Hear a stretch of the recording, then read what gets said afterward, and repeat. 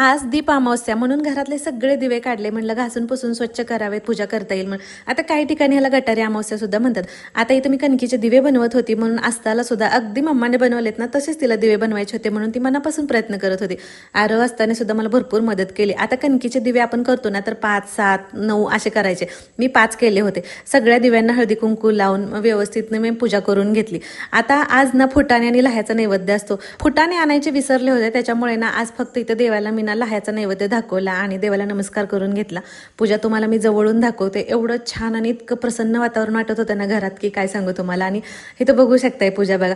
ही पूजा झाली की श्रावणाची सुरुवात झाली आणि उद्यापासून मग काय श्रावण सुरू आणि सगळे सणवाराला सुरुवात झाली उद्यापासून, हो की नाही.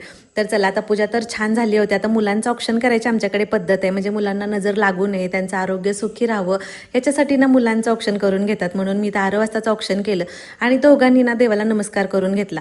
आता जशी मुलांना नजर लागू नये तशीच घराला सुद्धा आपल्या नजर लागू नये म्हणून इथं कणकीचे दिवे बनवले होते. तर 4 वाती असलेले दिवे बनवायचे. त्याच्यामध्ये मी तीळ घातले होते, काळे तीळ, आणि तेल लावून मी आता उंबऱ्यामध्ये ना दोन्ही साईडला हे दिवे लावून घेतले. आणि घराच्या ईशान्य कोपऱ्याला सुद्धा मी दिवा लावला होता. आणि एक दिवा मी तुळशीसाठी सुद्धा केला होता म्हणून तुळशीला तिथं ठेवला, हळदी कुंकू लावून पाया पडले. तर चला मग कसा वाटला व्हिडिओ सांगा. आवडला तर सबस्क्राईब करा. बाय.